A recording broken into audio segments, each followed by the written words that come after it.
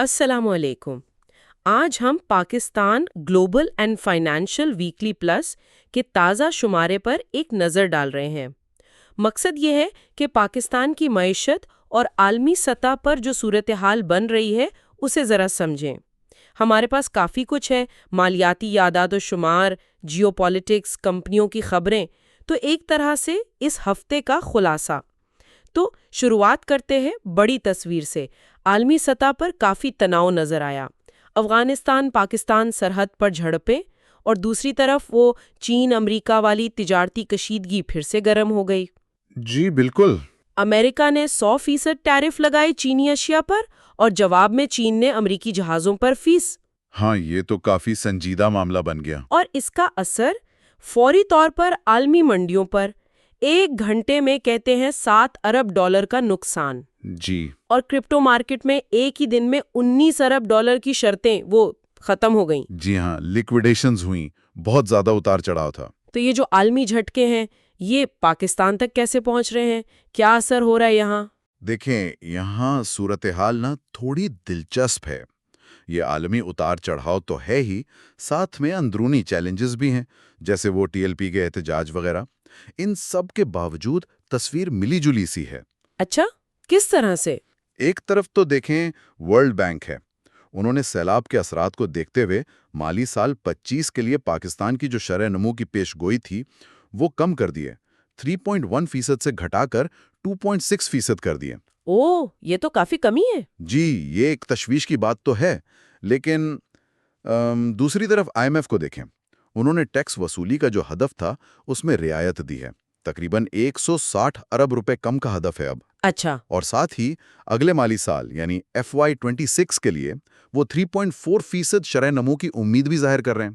تو مطلب عالمی ادارے بھی ایک صفحے پر نہیں ہیں، یوں کہیں؟ بالکل یوں ہی لگتا ہے، ملے جلے اشارے ہیں ہر طرف سے۔ وہ تو کافی حیران کن ہے۔ پاکستانی بینک ایشیا پیسیفک میں سب سے زیادہ منافع کمانے والے بن گئے ہیں۔ جی، یہ S&P گلوبل کی رپورٹ ہے۔ بینک آف پنجاب اور بینک آف خیبر وہ لسٹ میں اوپر ہے۔ یہ کیسے ہو رہا ہے اس مشکل ماحول میں اتنی زبردست کارکردگی؟ ہاں، یہ ایک اہم نکتہ ہے۔ اگر ہم اسے تھوڑا وسیع تناظر میں دیکھیں نا تو شاید اس کی کچھ وجوہات ہیں۔ رپورٹ میں ہی ذکر ہے کہ علاقائی کشیدگی میں شاید کچھ کمی آئی ہے اور امریکہ کے ساتھ سفارتی تعلقات میں کچھ بہتری۔ اچھا۔ تو ہو سکتا ہے اس سے سرمایہ کاروں کا اعتماد کچھ بحال ہو رہا ہو، اور یہ بھی ظاہر ہوتا ہے کہ چیلنجز اپنی جگہ، لیکن کہیں نہ کہیں استحکام لانے کی، نظام کو بہتر بنانے کی کوششیں بھی جاری ہیں۔ ٹھیک۔ اسی سلسلے میں وہ چین کے ساتھ پانی کے انتظام کا جو معاہدہ ہوا ہے 5 ارب چینی یوان کا، وہ بھی اہم ہے۔ ہاں، وہ بھی بڑی خبر تھی۔ جی، یہ صرف انفراسٹرکچر پر توجہ نہیں، بلکہ یہ پاکستان کے پانی اور زراعت کے جو بڑے مسائل ہیں نا، ان کے حل کے لیے ایک طرح کے مسلسل اسٹریٹجک پارٹنرشپ کو بھی ظاہر کرتا ہے۔ صحیح، ٹھیک ہے۔ اچھا، اب ذرا سٹاک مارکیٹ اور کارپوریٹ سیکٹر کی طرف چلتے ہیں۔ 5 ہفتوں کی تیزی کے بعد PSX میں تو مندی آ گئی۔ KSE 100 انڈیکس تقریباً 3.5% گرا۔ جی، ایک کریکشن آئی ہے۔ لیکن کمپنیاں بڑے دلچسپ قدم اٹھا رہی ہیں۔ ایک طرف یونٹی فوڈز ہے، وہ biofuel feedstock export کر رہی ہے، $30 ملین کے معاہدے۔ یہ تو مستقبل کا شعبہ لگتا ہے۔ بالکل۔ اور دوسری طرف فرنٹیئر سیرامکس، انہوں نے اپنا $1 ارب سے زیادہ کا توسیع منسوخ کر دیا، یہ کہہ کر کہ مارکیٹ میں گنجائش نہیں ہے۔ جی، مارکیٹ سیچوریشن کا کہا انہوں نے۔ تو یہ جو بالکل مختلف فیصلے ہیں یہ ہمیں کیا بتاتے ہیں؟ دیکھیں، اس سے نا کمپنیوں کی لچک اور ان کی بدلتی ہوئی حکمت عملی کا پتہ چلتا ہے۔ یونٹی فوڈز جیسی کمپنیاں وہ شاید مستقبل کے جو محفوظ اور پائیدار شعبے ہیں، جیسے قابل تجدید توانائی سے جڑی چیزیں، ان میں جا کر اپنے خطرات کم کرنا چاہ رہی ہیں۔ جبکہ فرنٹیئر سیرامکس جیسی کمپنیاں جو شاید تعمیراتی شعبے سے زیادہ وابستہ ہیں، جہاں سستی ہو سکتی ہے، وہ فی الحال توسیع کے بجائے استحکام پر زیادہ توجہ دے رہی ہیں۔ یعنی مختلف حالات، مختلف رد عمل۔ بالکل۔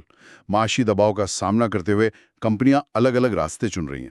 اور جب ہم یہ سرمایہ کاری اور استحکام کی بات کر رہے ہیں تو ایک مسئلہ جو اکثر پس منظر میں چلا جاتا ہے وہ ہے ملک میں بچت کی کم شرح۔ جی، یہ ایک بنیادی مسئلہ ہے۔ پاکستان میں یہ GDP کا صرف 12.95% ہے، جبکہ بنگلہ دیش میں دیکھیں تو 34.9%، بھارت میں 30.9%۔ جی ہاں، فرق بہت زیادہ ہے۔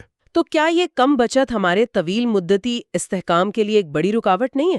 یقیناً ہے۔ دیکھیں، کم بچت کی شرح جو ہے نا، وہ براہ راست سرمایہ کاری کی صلاحیت کو محدود کرتی ہے۔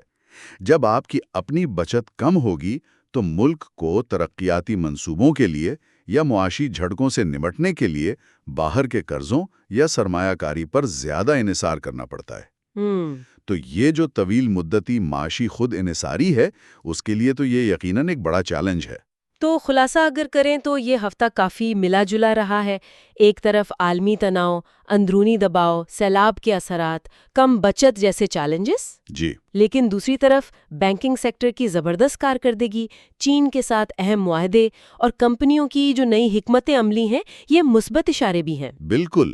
اور یہ سب ہمیں ایک اہم سوال پر لا کر چھوڑتا ہے جی، کہ ان تمام ملے جلے اشاروں کو دیکھتے ہوئے یہ عالمی غیر یقینی صورتحال، اندرونی مسائل، لیکن ساتھ ہی کچھ شعبوں میں یہ جو لچک اور اسٹریٹجک سرمایہ کاری نظر آ رہی ہے، تو آنے والی سہ ماہی میں پاکستان کی معیشت کی سمت طے کرنے میں سب سے اہم عنصر کیا ہوگا؟